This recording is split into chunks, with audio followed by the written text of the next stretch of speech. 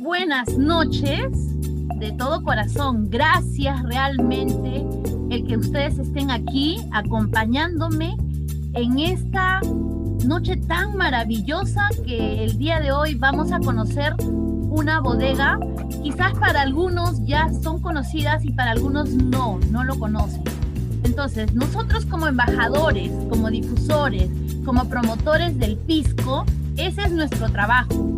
Que nosotros, así tipo como se conoce a los vinos en otras partes del mundo y que te digan, bueno, este vino cosecha tal, bodega tal, de añada tal, de la familia tal. Esa es la idea. A ese nivel tenemos que llegar nosotros con los productores. Sobre todo que los productores que esta noche nos están acompañando son productores que hacen el pisco con amor, con pasión, con entrega. Porque yo más adelante les voy a explicar, hacer pisco no te hace millonario, hacer pisco no te hace una persona que pueda hacer adquirir mucho dinero, no. Aquellos pisqueros que están convencidos en hacer un excelente producto y compartirlo con el mundo entero, primero con nosotros, porque se tiene que empezar por casa, primero con nosotros. Luego, nosotros mismos los peruanos tenemos que compartir con el mundo entero. Entonces yo les doy la bienvenida de todo corazón. Gracias por acompañarme en esta aventura pisquera. Y cómo no vamos a ayudar a nuestros compatriotas que en estos momentos están pasando toda la industria vitivinícola por esta situación de esta coyuntura de la crisis de la pandemia. Hay empresas que ni siquiera han vendido ni media caja ni una caja. Entonces eso es triste. Lo que tenemos que hacer en estos momentos es ponernos las manos y ayudar de alguna forma, como lo que estamos haciendo el día de hoy. Muchas gracias de todo corazón el haber ustedes recepcionado esa idea que salió en conjunto. Gracias a Juan Arias, que aquí se encuentra. Él es el productor, ahora lo vamos a conocer un poquito más a fondo, ¿ya? Que ha sacado esta botella tan maravillosa de 12, es una edición, ¿no? Por el bicentenario, justamente. Entonces, en base a ello, nosotros quisimos hacer este tipo de evento. Entonces, nos vamos a aprender un poquito, porque nosotros no podemos amar a un producto, no lo podemos compartir, no lo podemos disfrutar si nosotros no conocemos cuál es la historia, cuál es el origen, de dónde viene. Y luego, poquito a poco, también tenemos que conocer el productor. Entonces vamos a compartir en estos momentos un pequeño PPT que he preparado para ustedes. Espero que lo puedan disfrutar. Y muchísimas gracias nuevamente. Nos encontramos en el próximo, ya a puertas de cumplir nuestro Bicentenario Perú 2021. Así que esta noche les presento a Pisco Don Alberto, que ustedes ahí pueden ver. Miren qué belleza, su packaging, que es muy importante, ¿no? Me voy a presentar. Bueno, mi nombre es Giovanna López Muñoz. Soy bartender profesional hace 32 años, sommelier profesional, catadora y especialista en pisco. Esta noche yo les he preparado este pequeño PPT de una información bastante concisa, bastante sintetizada, que todos nosotros debemos los peruanos manejar. Por lo tanto, quiero que ustedes conozcan qué cosa realmente es el origen de la palabra pisco, ¿ya? Entonces también tenemos que saber qué cosa es una denominación de origen, qué cosa es una autorización de uso. Quizás para los bebedores apasionados, como siempre les pregunto a mis clientes, no sepan qué cosa es una autorización de uso, pero sí los productores sí saben de qué estamos hablando. Tenemos que conocer que dentro de las 24 regiones, no en todo el Perú se elabora pisco, sino solamente en regiones autorizadas, que lo vamos a ver. Luego también tenemos que saber qué cosa es, cuál es la definición correcta de lo que es el pisco. Ahora, hay veces hay muchas confusiones. Se dice que el pisco es un aguardiente, es un destilado, es un licor. Entonces, esta noche tenemos que aprender cuál es la forma correcta de poder realmente aprender. Después, las 8 uvas pisqueras, ¿no? Hay que saber. Y justamente dentro de las 8 uvas pisqueras, yo me he tomado el trabajo de tocarle las puertas, ¿no?, a personas que vienen estudiando justamente la uva Italia. Entonces tenemos que el día de hoy ya sacarnos las dudas, cuál es la diferencia de una Pirovano y cuál es la diferencia realmente de la uva Italia. Tenemos también que saber las clases de pisco. Luego conoceremos a don Alberto, ¿no? ¿Quién es el dueño? ¿Quién está detrás de este maravilloso pisco? Porque no es cualquier pisco, es un pisco que yo, que soy una exquisita pisquera, he querido escoger para poder compartir y que ustedes también lo disfruten y lo conozcan, ¿ya? Muy bien. Luego también vamos a rendirle homenaje póstumo a nuestros héroes, a nuestros mártires, a nuestros próceres. Por último, vamos a ver cuál es la cristalería correcta para que nosotros podamos catar y para que nosotros podamos disfrutar de la bebida que es nuestra representativa, que es el pisco, ¿no? Entonces, también vamos a ver, ahí ya yo creo que vamos a poder disfrutar mucho más rico, mucho más delicioso, porque eso es lo que más nos encanta. Vamos a poner en práctica todos nuestros sentidos. Ahí es donde vamos a nosotros a disfrutar una armonización. Primero vamos a analizar el pisco en sí y luego haremos la armonización con el chocolate que todos tienen ustedes ahí.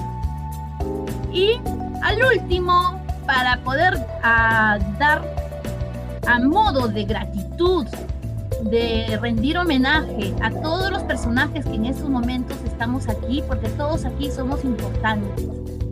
Todos de alguna manera formamos la cadena vitivinícola, ¿no? Productores, difusores, embajadores, consumidores. Entonces tenemos que justamente darnos las gracias por consumir al pisco. Y una breve bibliografía en caso de que quieran ahondar más de dónde se ha sacado justamente toda esta información que yo les voy a compartir. Y por último, seguro, encantadísima, ¿no? Tengo ahí 10 regalos que voy a sortear el día de hoy y no son cualquier regalo, ¿no? Entonces, vamos, adelante. Muy bien, listo. A ver, nosotros tenemos que saber qué cosa es el pisco. ¿Cuál es el origen de la palabra pisco? Entonces, ahí ustedes pueden ver los mantos, ¿no? Y unas cerámicas. Entonces, nosotros tenemos 5 razones, pero no vamos a entrar en discusión o no les voy a explicar esta noche. Solamente el más importante el origen de la palabra pisco. ¿Qué significa? Como ustedes mismas están viendo ahí, ¿no? Pisco proviene de la palabra en quechua que significa ave, pájaro, avecilla, ¿no? ¿Y de dónde viene? De uno de los libros de un cronista muy importante de la historia, Pedro Cieza de León, en 1505, dice que, en su libro nos dice que pisco significa ave, pájaro, avecilla. Muy bien, ahora nos vamos a la denominación de origen. Denominación de origen, hay muchas personas que como no, es un poquito difícil de entenderlo, pero yo les voy a dar un ejemplo.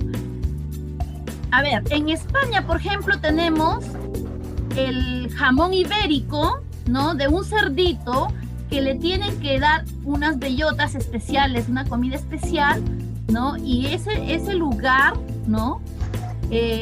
Tiene denominación de origen, porque ese cerdito es alimentado, le dan esa comida y ese cerdito es especial. A ver, Algo más fácil. En Francia, por ejemplo, tenemos un aguardiente de uva que se llama Cognac. Este aguardiente de uva se llama Cognac, pero tiene que estar elaborado en Francia, en una región llamado Cognac. O sea, es el lugar por denominación de origen, ¿no? Otro ejemplo, a ver, en Italia. En Italia tenemos el queso parmesano de Reggiano. Ese queso también, por las mismas características especiales que tiene la mano de la persona que lo elabora, el artesano o el productor, tiene que cumplir ciertas características, ¿no?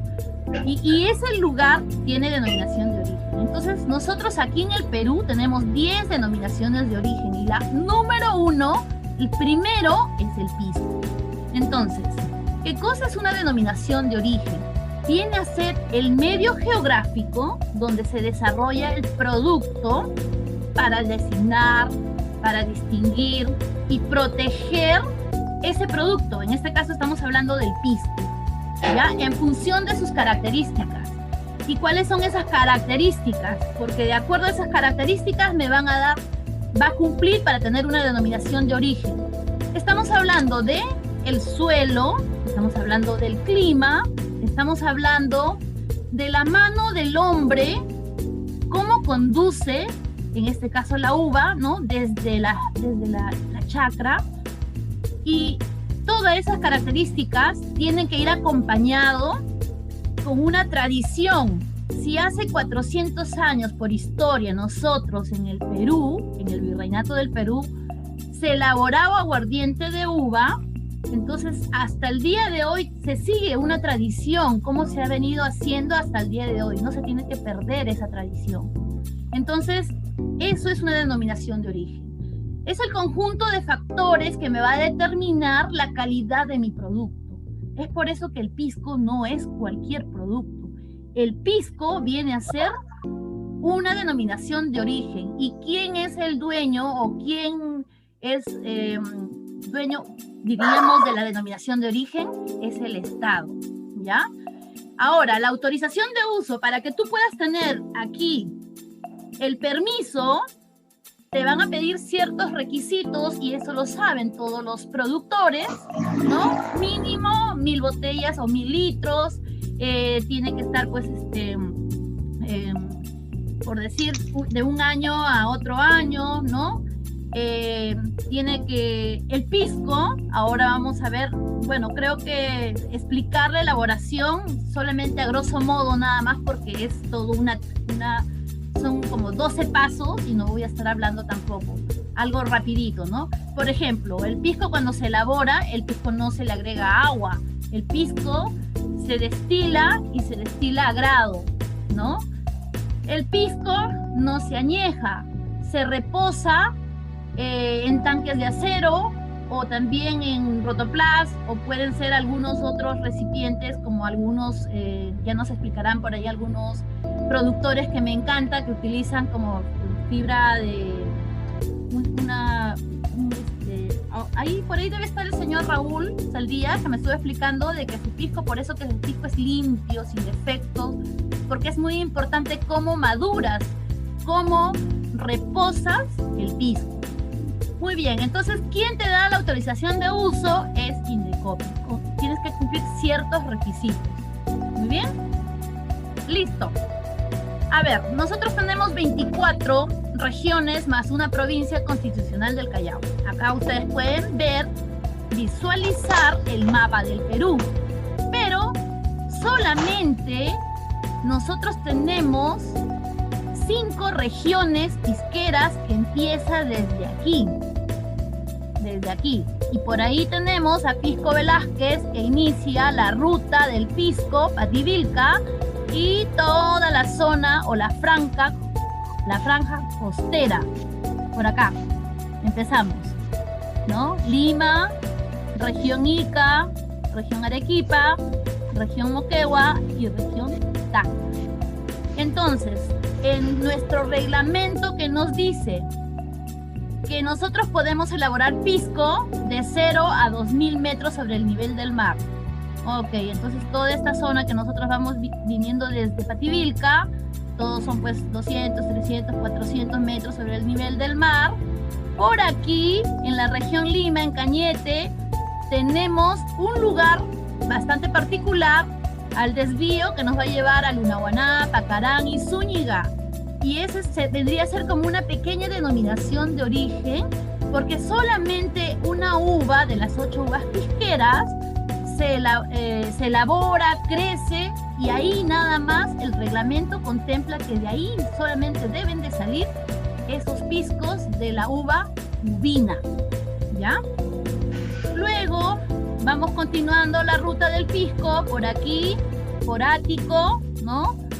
Nos vamos por un desvío y vamos a llegar a la parte más alta de Arequipa, llamada Carabelí, a 1870 y tantos metros sobre el nivel del mar. Hasta ahora no se ha comprobado 2000 metros sobre el nivel del mar. Seguimos viajando por la ruta pisquera y vamos a ir pues a Arequipa. Acá tiene unos valles maravillosos. Luego tiene Seca en Moquegua y en Tacna. En Tacna, ya cuando llegamos a Tacna tenemos 3 valles y acá ustedes lo pueden ver. Valle Locumba, Sama y Caplina, ¿ya? Todos estos valles o todas estas regiones dan piscos espectaculares. Y estadísticamente, más o menos estamos hablando de 472, 74 bodegas. Y eso que ya, pero con autorización de uso, porque todavía hay bodegas que todavía no tienen el permiso, ¿no? Entonces no se les puede llamar pisco. Muy bien, ¿qué cosa es el pisco? Ahora sí, tenemos que ver y sacar de dudas de una vez por todas. Al pisco muchas personas cuando definen, lo definen como un licor. No, el pisco no es un licor, porque un licor, para hacer un licor tienes que tener una base alcohólica. Ok, yo podría tener, por ejemplo, en el caso de un amaretto, base de alcohol del amaretto, caña, y luego le voy a macerar, infusionar con almendras, luego lo voy a pasar de repente por el alambique, por arrastre, para poder sacar el aroma, el sabor, el color, y luego le voy a poner azúcar. Ese es un licor. En el caso del pisco, no. El pisco viene a ser un aguardiente de uva obtenido recientemente de los mostos frescos que han sido fermentados, ¿ya? Y obviamente ahí en la definición pues yo he puesto que tienen que cumplir el principio tradicional que antiguamente, ¿no? Ellos hacían el pisco, pero hasta el día de hoy la tecnología ayuda muchísimo. Entonces, si antiguamente se hacía piscos con muchos defectos, nosotros los catadores podíamos encontrar piscos con muchos defectos, ¿no? Pero hoy en día hay empresas que están haciendo buenos piscos sin perder la calidad, la tradición, la cultura, ¿no? Que han sido de generación en generación, que han aprendido de sus tatarabuelos, bisabuelos y así, ¿no? Entonces, lo único que hoy en día, para dar un ejemplo, ya no se hace la pizza. Solamente se hace la pizza para algunos lugares para poder hacer una especie de una festividad como es la vendimia. Pero hoy en día la tecnología ha superado, ha ayudado. Ahora lo que se utiliza es las máquinas despalilladoras, las estrujadoras, ¿no? Entonces ya estamos hablando de tecnología de punta que ayuda a que nosotros podamos encontrar piscos sin defectos, piscos bastante inocuos, ¿no? Ahora, de las 8 uvas pisqueras, porque aquí se refiere que debe ser elaborado exclusivamente con variedades vitis vinifera. Vitis vinifera son aquellas uvas que para la OIB, ¿no? Es para poder hacer vino. Perfecto. Pero nuestras uvas, ¿no? Ahorita cuando empecemos a conocer un poquito de nuestras uvas, de las 8 uvas pisqueras, nosotros tenemos 7 uvas pisqueras que son vitis viníferas, ¿ya? También algunas se les están haciendo los estudios y se les está conociendo hoy en día como uvas patrimoniales. Ahora señalaré cuáles son esas uvas patrimoniales, ¿no? Gracias a los estudios de personajes que también en adelante los cabe mencionar en gratitud. Y la última uva, que no es Vitis vinifera, ahorita la vamos a ver. Aquí ustedes pueden ver las fotografías de las uvas pisqueras, que son uvas únicas aquí en el Perú. No tienen en ninguna otra parte del mundo, ¿ya? Entonces, estas variedades que ustedes están viendo se han adecuado en los distintos valles porque han encontrado pues un buen suelo, ¿no? La mano del hombre que ha querido cuidarlas, han encontrado un extraordinario clima. Entonces ahí ustedes pueden ver la quebranta, ¿no? La mollar, la negra criolla, la uvina. Está separado porque ahorita lo vamos a ver por división. Luego tenemos la Italia, la Torontel, tenemos la Moscatel y la Albilla. Entonces, rápidamente yo quise hacer para que ustedes tengan este tipo de información, porque yo como profesora soy docente de un instituto gastronómico de Galia hace muchísimos años y me gusta de que las personas aprendan las cosas básicas, ¿ya? Entonces, aquí tenemos la uva quebranta. La uva quebranta es una uva criolla peruana de gran productividad, ¿no? El 60, 65 a 70% se encuentra en Ica, ¿ya? Cuando vienen los españoles, traen estas dos uvas. Acá están. Listán Prieto, hoy en día se le conoce como negra corriente o negra criolla, y la Mollarcano. Estas dos uvitas son los papás de la quebranta. Que nuestro mayor deseo, nuestro mayor anhelo es que algún día nosotros podamos tener nuestra uva emblemática, que yo creo que tendría muy bien la quebranta. ¿Ok? Ahora continuamos con otra uva, que es la mollar. La mollar es una uva traída por los españoles, ¿no? Se cosechaba al igual que las otras uvas desde mediados del siglo XVI. También la conocen como negra molle, ¿no? Estamos repitiendo.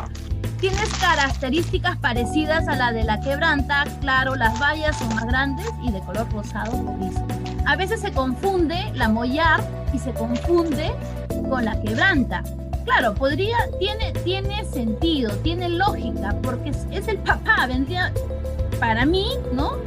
Yo te diría que es el papá, pero no son iguales, definitivamente, porque quienes han hecho los estudios genéticamente, amfelográficamente, definitivamente no son iguales.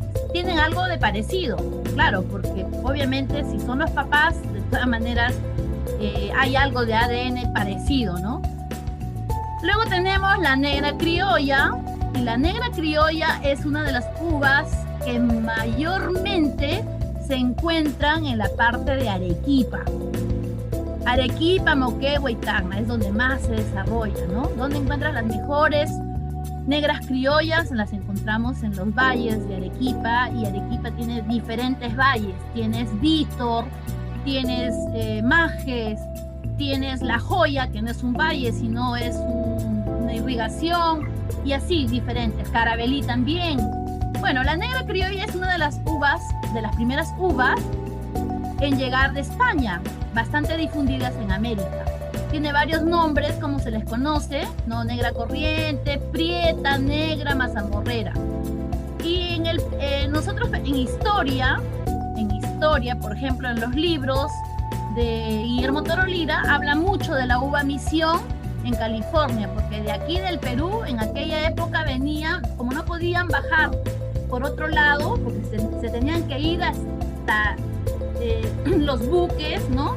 Se tenían que dar la vuelta, entonces ellos preferían bajar por Chile y hacer una parada aquí y llevarse. Es por eso de que esta uva Misión, o sea, hay indicios de que se llevó de aquí hasta California, ¿ya?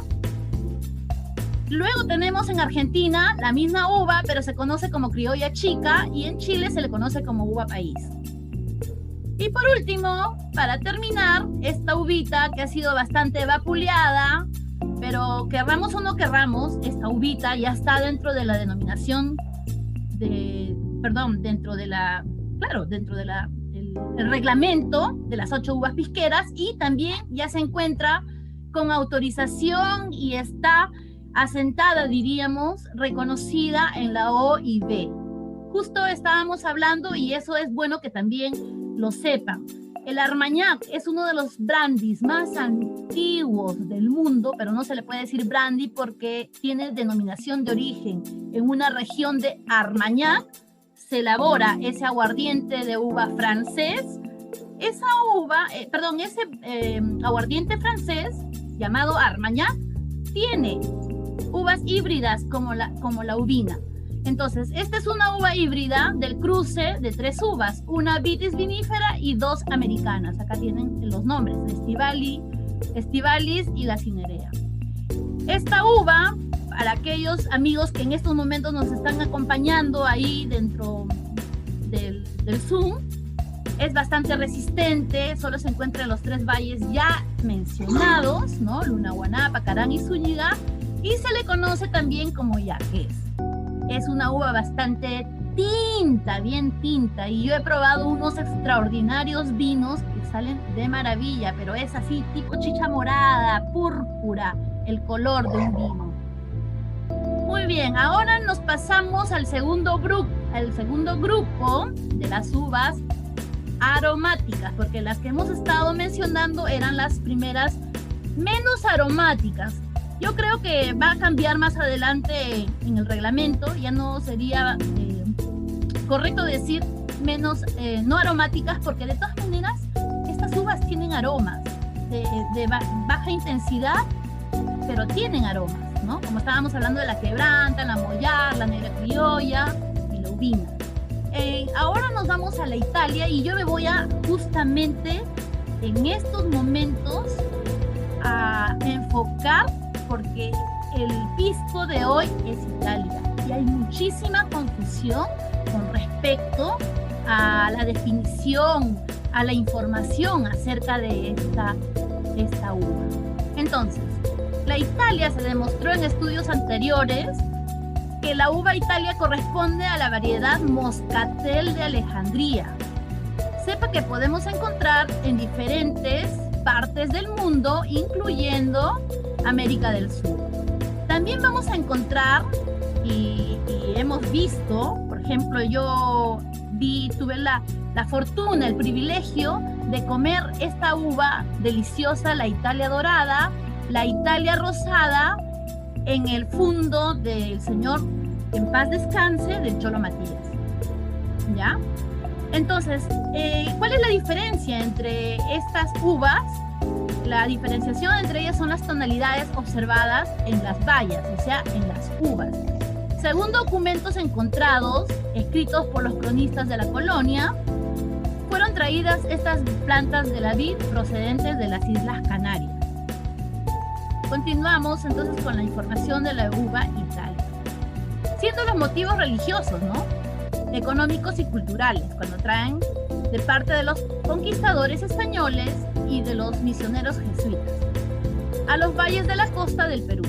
Entre ellos Cañete, ¿no? Por eso que en Cañete podemos encontrar las delicias, el gran desarrollo de este pisco, porque se ha aclimatado de una manera tan prodigiosa a mediados del siglo XVI. Las primeras fueron de color negro, las uvas que vienen, ¿no? A principios del siglo XVII, habían blancas, habían mollares, albillas y moscateles. Siendo una de estas variedades la uva Italia o Italia, así la llamaban, ¿ya?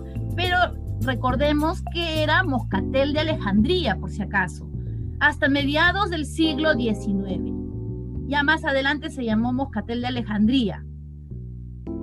Entonces aquí pongan atención.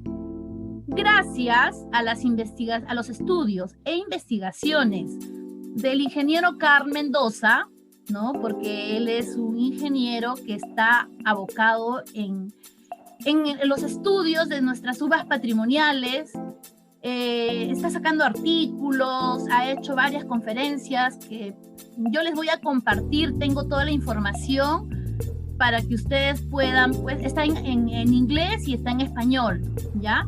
Entonces podemos salir de la confusión, ya que antiguamente estábamos viendo que se llamaba Alitalia como moscatel de Alejandría. Los estudios científicos han corroborado a eso, le sumamos, aquí es donde viene la confusión precisamente, que en 1911, con la llegada de los inmigrantes italianos, en Italia hay una uva, ¿no?, obtenida de laboratorio, o sea que es un híbrido, esta uva, el pirovano, que viene de dos uvas. ¿Y cuáles son ese cruce de las dos variedades, la Vicane y la moscatel de Hamburgo? Por ejemplo, nuestro hermano país Chile, hermano digo porque soy una persona pacífica, no me gusta la guerra, de alguna manera todos somos hermanos ante Dios. Chile tiene como 11 moscateles, pero de todas ellas, las que más desarrolla para poder hacer su aguardiente es la moscatel de Hamburgo, la moscatel de Alejandría, la Pedro Jiménez y alguna otra moscatel dentro de, son como 4 solamente las que ellos tienen, ¿no? A diferencia que nosotros tenemos 8. Es así que este es el motivo que esta uva recién llega a nuestro país con la inmigración italiana, ¿no? Sobre todo al Valle de Ica.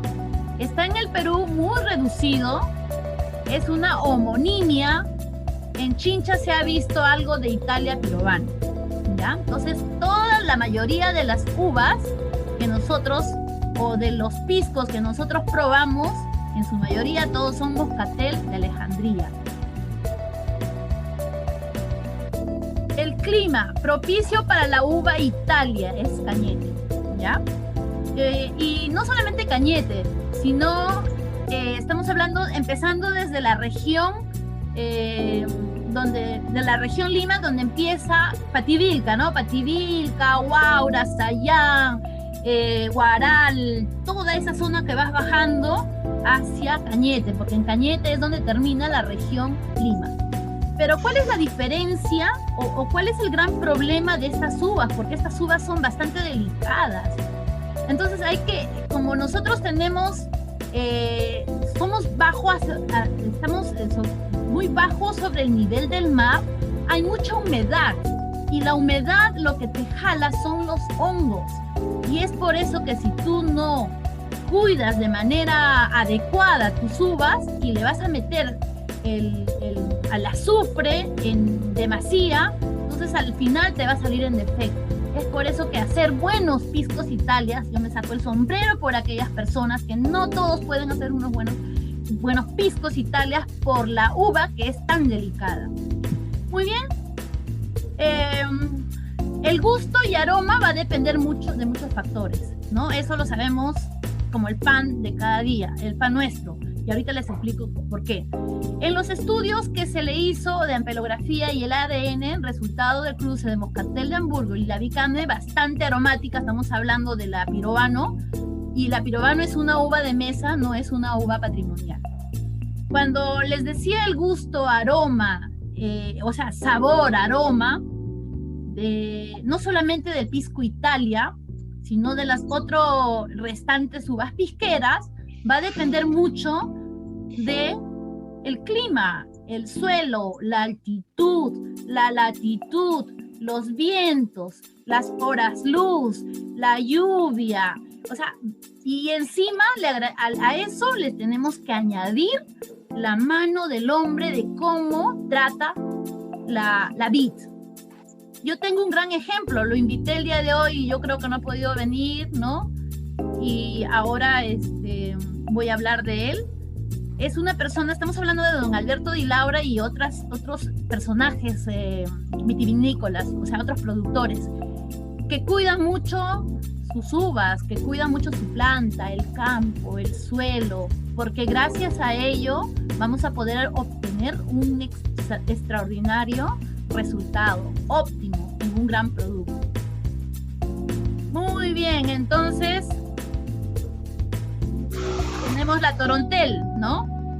miren, bastante parecida a la Italia, a diferencia que este es un poquito más, también es una uva criolla, ¿no?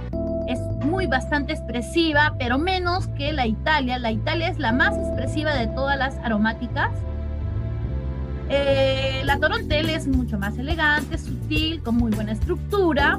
Se encuentra en gran producción en Ica, sobre todo en el valle de Ojucaje, ¿no? Santiago, de color verde primero y después evoluciona y se torna al amarillo dorado.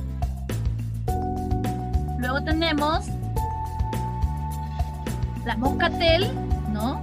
Que es una uva por excelencia y es bastante, así como la negra criolla, se encuentra en los valles de Arequipa, Moquegua y Tacna, también se ha desarrollado, ha encontrado su hábitat. Parece de que las uvas se encariñan con el lugar y es donde se desarrollan de una manera tan óptima, ¿no? Esta variedad se encuentra casi por todas las regiones vitivinícolas, especialmente y muy tradicional en el valle de Caravelí, ¿no? Caravelí, recuerden que es de más de 1800 y tantos metros sobre el nivel del mar. Es el más alto de los lugares donde se produce, ¿no? Y estamos justo en lo que nos dice el reglamento. Podemos producir, elaborar, podemos de 0 a 2000 metros. Es muy rústica, eso lo sabemos, y de gran productividad.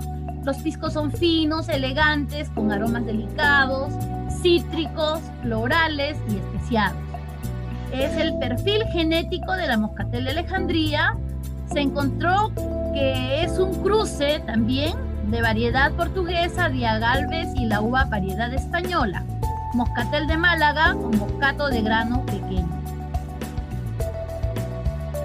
Y ya para terminar con las uvitas, viene la Albilla. Miren la Albilla. Parece una Torontel, pero es más pequeñita, de bayas más chiquititas. Se le conoce como criolla blanca. Los productores de pisco la utilizan para realizar sus acholados, para darle finura, elegancia. A pesar de que es una uva aromática, pero cuando la comes o cuando tú bebes un pisco puro Italia o un acholado, es bien sutil en nariz, bien elegante, ¿no? No es como la Italia, no es como la Torontel. De esta manera le dan la elegancia, sutileza, sedosidad al pisco cuando acholan, cuando utilizan justamente la albilla, ¿no? Con aromas muy delicados y tenues. Ok, entonces, vamos a irnos a clases de pisco. Esta noche quiero, a modo de rendir homenaje y gratitud, he querido aquí mostrarles los piscos y se encuentran también en estos momentos los productores. Felicitarlos por ese gran corazón que tienen, porque aquí no se trata de comprarme el kit, se trata de acompañarme en esta gran difusión, en este compartir de conocimientos y de apoyar al productor que está en estos momentos necesitando que nosotros compremos sus productos, sus muy buenos productos, ¿no? En vez de comprarnos una botella de gin importada, una botella de vino importado, primero empecemos por lo nuestro. Y nosotros tenemos cosas tan valiosas, tan maravillosas, ¿por qué no apoyar? Muy bien, entonces los piscos se clasifican en pisco puro. Acá tenemos, y el pisco puro es obtenido exclusivamente de una sola variedad, ¿no? Y acá, a modo de referencia, les he puesto 1 litro de pisco te utiliza 7 kilos de uva, ¿ya? ¿Por qué? Es bueno saber esto porque en el momento que yo explique el mosto verde, ustedes ya tienen esa diferenciación. Entonces acá tenemos un extraordinario pisco puro, Cérvulo Quebranta de Ica, tenemos pisco puro, Ubina, Tierra Nueva de Lunahuaná, ¿no? Tenemos un pisco puro, Torontel de Ica, tenemos un pisco puro, Negra Criolla de Torán, Arequipa. Ahora nos vamos por la segunda clasificación. Tenemos a nuestros piscos acholados. Bueno, acholados ya se sabe que es una palabra, un peruanismo que viene, a nosotros los peruanos nos dicen cholitos, de cariño, no de manera peyorativa ni de manera ofensiva. Porque a los rotos le dicen, a los chilenos le dicen rotos, ¿no? A los ticos le dicen, a los costarricenses le dicen ticos, y así. Entonces, acholado es el tipo de pisco obtenido mezcla, blend, de 2 a más piscos. Entonces, hay 4 formas de acholar. Y para nosotros los catadores, en realidad es bastante... aquí nos rompemos la cabeza porque hay que analizar las características de un buen acholado, porque el maestro destilador, el maestro blend que hace el acholado, aquí se reconoce justamente ese profesionalismo, esa manera de su experiencia de hacer un extraordinario acholado. Por ejemplo, ¿no? ¿Cómo se hacen los piscos acholados? Primero, mezclando de uvas pisqueras que vienen del campo, quebranta con torontel y moscatel. Ya está, uvas, perfecto. Luego exprimimos o estrujamos el mosto para obtener un jugo, para luego macerarlo, macerarlo y luego fermentarlo. Y acá tienes también esta otra forma de acholar.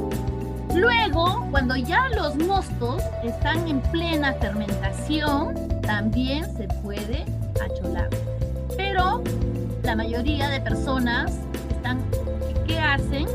Es acholar producto terminado.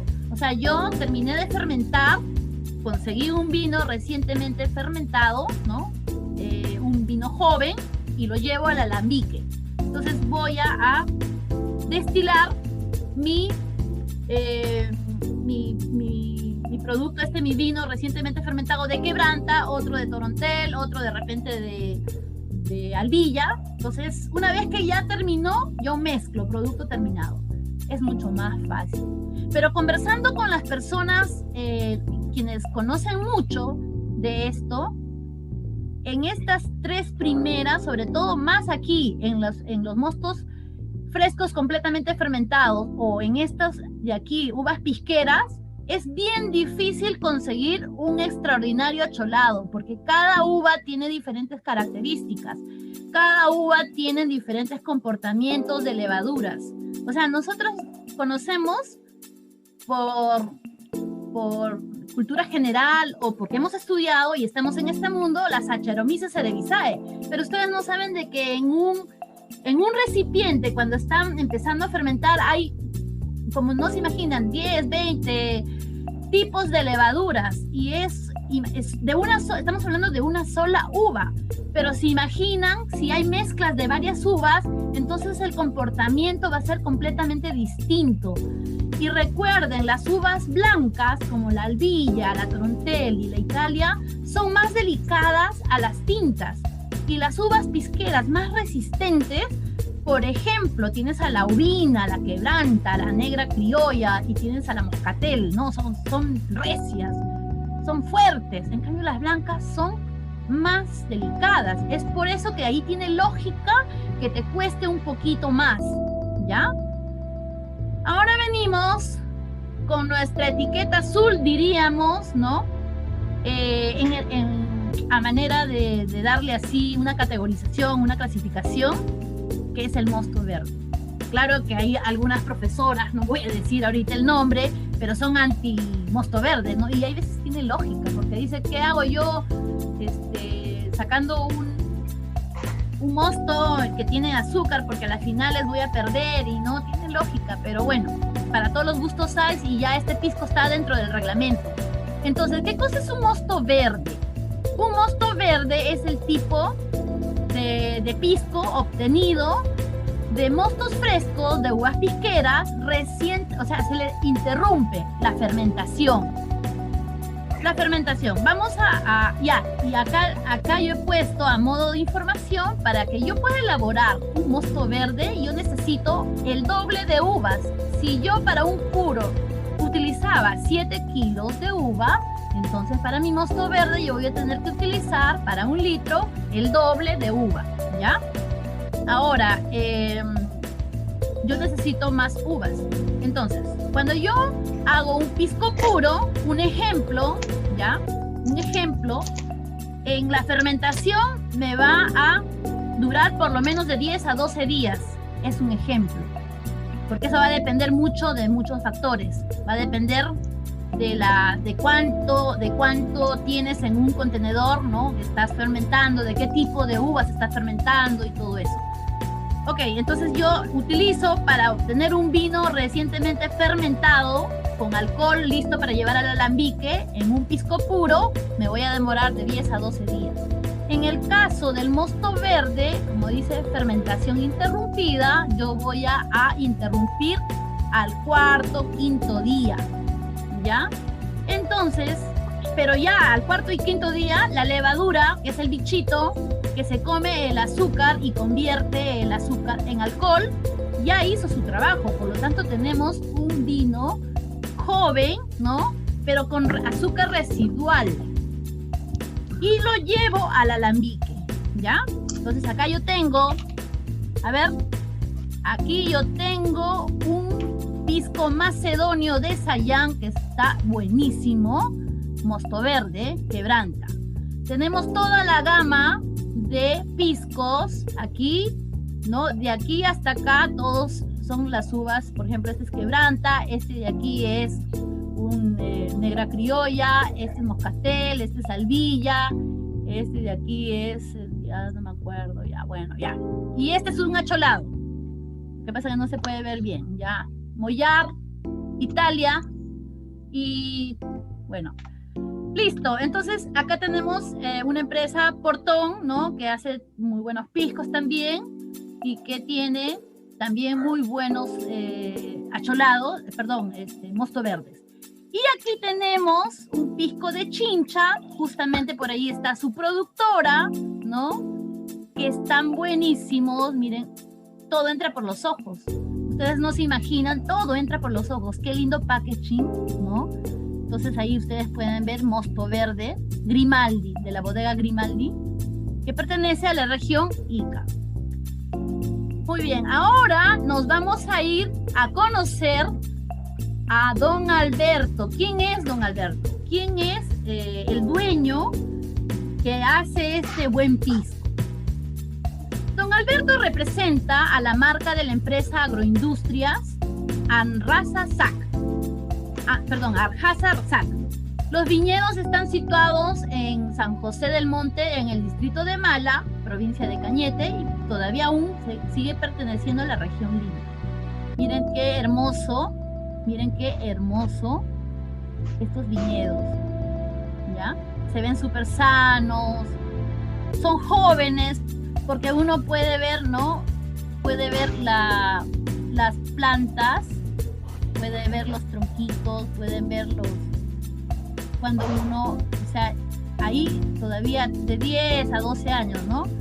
Representado por su productor que se encuentra con nosotros, que se llama el señor Juan Arias Heimberg. A ver, yo no sé alemán, pero voy a tratar de pronunciar bien. Heimberger. Bueno, la hice. Es una empresa que tiene 12 años, cuenta con 3 hectáreas de viñedos, siendo su producción un promedio de 4.500 litros anuales. Eso significa de que este pisco es un pisco boutique, es un pisco, diríamos, artesanal, porque la producción es bastante limitada. No es como los piscos industriales que hacen 50.000, 30.000, 80.000 litros. Es completamente distinto. Entonces eso también tenemos que nosotros, a la hora de pagar o comprar una botella, tenemos que evaluar eso. Hay bastante diferencia.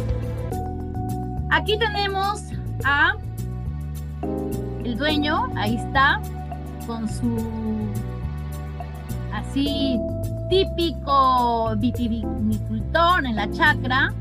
Lo que yo debo de admitir y felicitar, que don Juan Arias todos los años lo que hace es esta actividad tan hermosa, reúne y hace una actividad por Navidad, obviamente que ahora ya no se puede hacer, ¿no? Y hace una especie de una actividad por Navidad para todas las personas que están dentro del fondo. Haciendo, por ejemplo, acá una chocolatada con toda su familia. Él empieza a repartir los regalos de Navidad, la chocolatada. Entonces es él lo que desarrolla para nosotros hoy en día. Es una economía circular, donde tú involucras no solamente a tu trabajador, sino también tú involucras a las personas que están dentro del entorno donde crece tu negocio, donde están tus viñedos en este caso, ¿no? Entonces, la economía circular y sustentable es una de las nuevas tendencias para el gran desarrollo de la economía mundial. Acá tenemos a dos grandes personajes. Ahora, primero estaba en la chacra, ahora se viene acá a la oficina. Y nos encontramos con otro caballero que es un grande del pisco, don Alberto Di Laura. Aquí lo tenemos. Entonces, felicitarlos por hacer extraordinarios productos, ¿no? Don Alberto también hace buenos piscos. Su bodega se encuentra en Los Ángeles, Quilmaná, también pertenece a la región Lima. Acá vamos a ver, vamos a seguir conociendo. Pisco Don Alberto es merecedor de varias medallas, gracias a todo el esfuerzo, dedicación que le ponen, ¿no?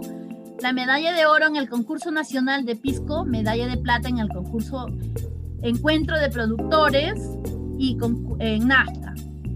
Entonces, acá yo tengo a mi amigo José Luis Di Micheli, de aquí te mando muchos cariños, muchos saludos. Él es de mi promoción, nosotros somos de la promoción 2012, ¿no? De catadores y especialistas en pisco, que nosotros hicimos un piloto y fuimos la primera y única promoción con doble certificación de la Universidad Ricardo Palma y la Universidad San Martín. Entonces, José Luis Di Micheli hizo el curso como catador, terminó igual que nosotros, pero él lo hizo por pasión, porque él también está involucrado en este mundo. Él también pertenece a la terna de Pisco Don Alberto. Bueno, aquí seguimos conociendo un poquito más a Don Alberto, perdón, a Juan Arias. Aquí lo tenemos, aquí entregando, ¿no? Está recibiendo su medalla de parte de la CONAPISCO con su diploma. Acá tienes todas las medallitas. Entonces, estas medallitas significa de que están haciendo bien las cosas. Significa de que es premio, es en honor al mérito en la cual ellos están trabajando, ¿no? Con honestidad, con empuje. Entonces, ¿cómo no podíamos nosotros ayudarlos en esta parte? Muy bien, ahora se viene el homenaje. Precisamente él lo que hace es crear 12 botellas con los 12 mártires, héroes, próceres. Entonces, uno de ellos y de los primeros es José de San Martín. ¿Quién no conoce a José de San Martín? Nosotros en Historia del Perú lo tenemos como un gran héroe, ¿no? Y nos independizó, a Chile también, Argentina, y bueno, se tuvo que ir porque aquí siempre, yo me acuerdo cuando estudiaba en Historia del Perú, siempre había una especie de pugna entre Simón Bolívar y San Martín, y yo me acuerdo clarito porque he estudiado pues hace 800.000 años, y nunca me voy a olvidar, cuando entre su conversación le dicen, aquí en el firmamento no pueden brillar dos soles. Entonces, don José de San Martín, considerado como el máximo héroe de la independencia de Argentina, Chile y Perú, nació en Argentina, ¿no? Bueno, él fue protector del Perú y se retiró en septiembre de 1822, sin terminar de expulsar al ejército español. Se instaló en Boulogne-sur-Mer de Francia, donde falleció en el año de 1850. Entonces se encuentra en una de estas botellas de Pisco Don Alberto San Martín. Luego tenemos, ¿quién no se va a acordar de A ver, lo que pasa que tengo que yo... Ya. Acá tengo las botellas y yo tengo que ir enseñando. Bueno, acá tenemos... Ya, primero fue Don José de San Martín y ahí tenemos, miren qué hermosas botellas. Luego tenemos a José Gabriel Condorcanqui, ¿no? Conocido como Túpac Amaru. Nació el 19 de marzo de 1740 en la provincia de Canas, en el Cusco. Este líder indígena es reconocido como el Rey de América, cacique de Surimana, Tungazuca y Pampamarca. Este ilustre personaje ha pasado a la historia por organizar una gran rebelión contra el sistema colonial en 1780, la de mayor dimensión en toda la época previa a la independencia nacional. Murió en el Cusco en el año 1781. Ya sabemos cómo murió, ¿no? Yo admiro a José Gabriel Condorcanqui desde que estudié. Siento que todos nosotros tenemos esa fortaleza, tenemos ese ímpetu de querer hacer justicia como lo hizo, y a él le costó la vida y murió de una manera tan horrible porque él fue decapitado, ¿no? Que lo jalaron en los 4 caballos, las 4 extremidades con los caballos. Obviamente que primero lo destrozaron y todo lo demás. Entonces, ¿cómo no rendir y cómo no apoyar a Pisco Don Alberto, que tuvo esa idea, esa iniciativa de rendir homenaje a un mártir como José Gabriel Condorcanqui? Luego tenemos, a ver, yo me identifico con ella. Creo que algunas otras mujeres también nos identificamos con ella. Micaela Bastidas Uyukawa nació en Abancay, región de Apurímac, 1745. Fue una prócer de la independencia hispanoamericana. Jugó un importante papel en la historia del Perú. Fue esposa y consejera de Túpac Amaru. Su desempeño tuvo vital importancia en la rebelión de Tinta y murió en 1781, ¿no? Ella también murió de manera bastante brutal. Le cortaron la lengua, le torcieron el pescuezo, o sea, de manera súper trágica y dolorosa. Y cada uno, tanto Túpac Amaru, ella, veían cómo eran asesinados sus familias. Todo eso hay que rendirle homenaje a todos ellos, porque gracias a ellos nosotros estamos libres e independientes por nuestra voluntad, ¿no? Somos libres. Muy bien, tenemos a Francisco Antonio de Cela y Arizaga, que nace en Lima en el año de 1768. Fue un político peruano que encabezó la Revolución de Tacna de 1811, y su padre trabajaba para el Virreinato del Perú, y es por eso que él nace aquí y se va a estudiar y se va a vivir allá a Tacna. Ya con la muerte de su papá toma el cargo que tenía con el virreyes acá en el Virreinato del Perú, y él lo que hacía era, y se queda, ¿no? Pero es un prócer. Ya vamos a saber qué cosa es un prócer, porque de aquí tenemos que salir un poquito informados si no sabemos, o a modo de recordar. Luego tenemos aquí a don Mateo Pumacahua. Fue hijo de Francisco Pumacahua Inca, quien le heredó el cacicazgo de Chinchero. Nació en Chincheros, el Cusco, en 1740.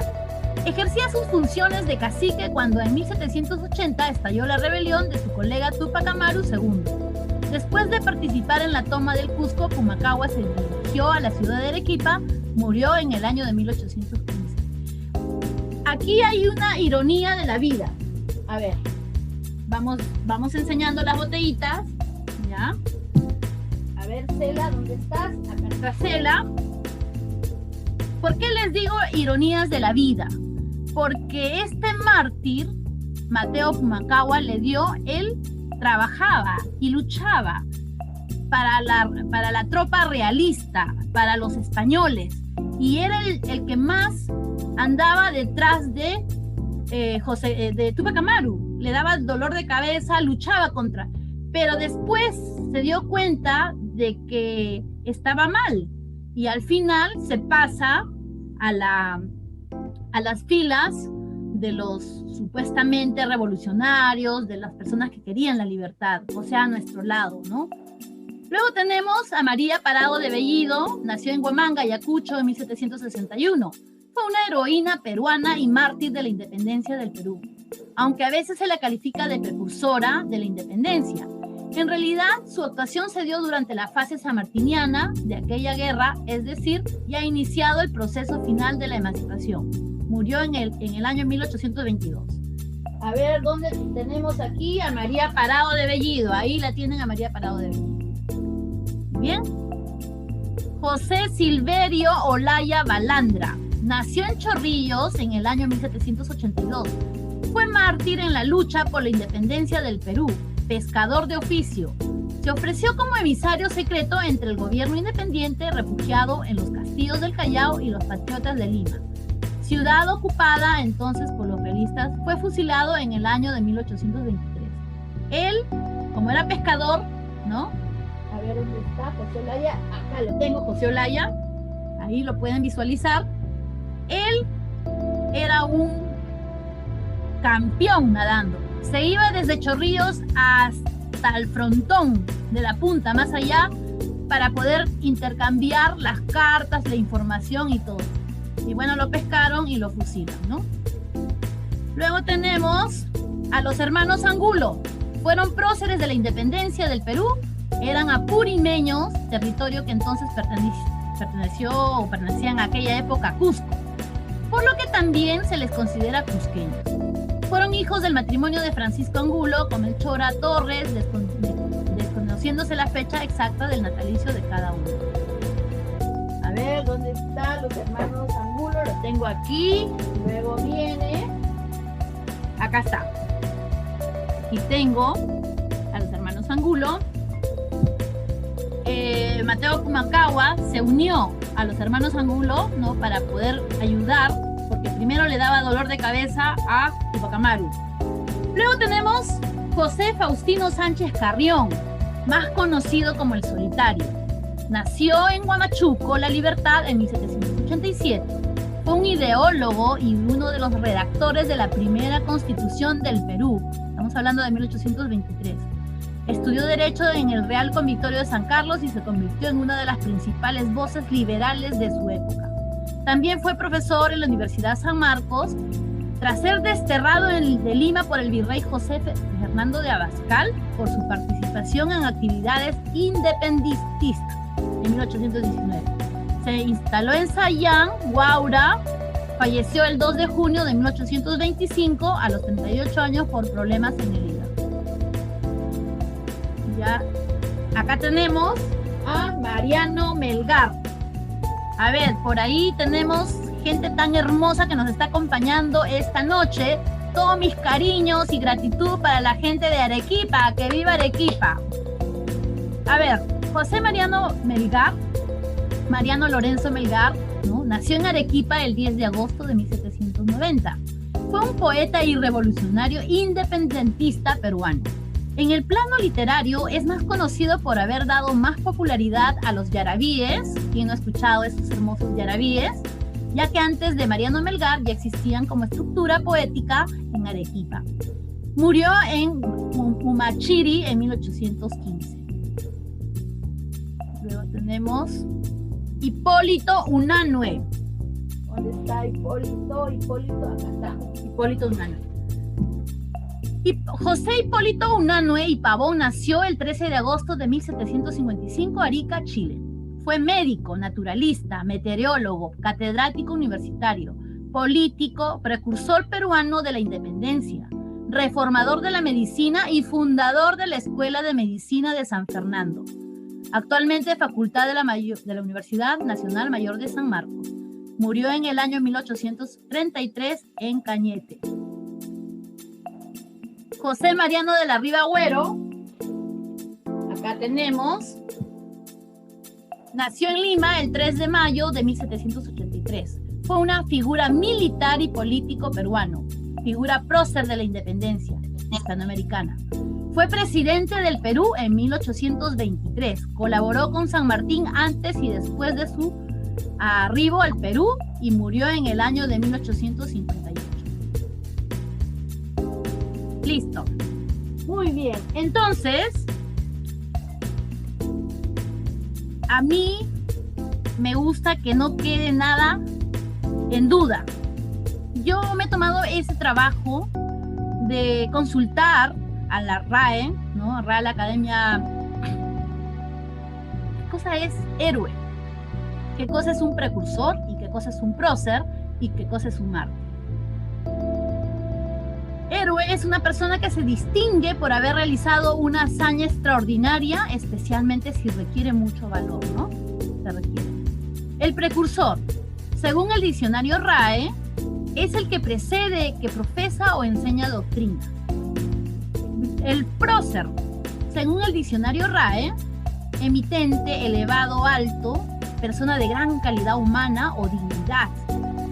Y un mártir, persona que sufre o muere por defender su religión o sus ideales, persona que padece sufrimientos, injusticias o privaciones por alguien o por algo, especialmente si los padece con resignación.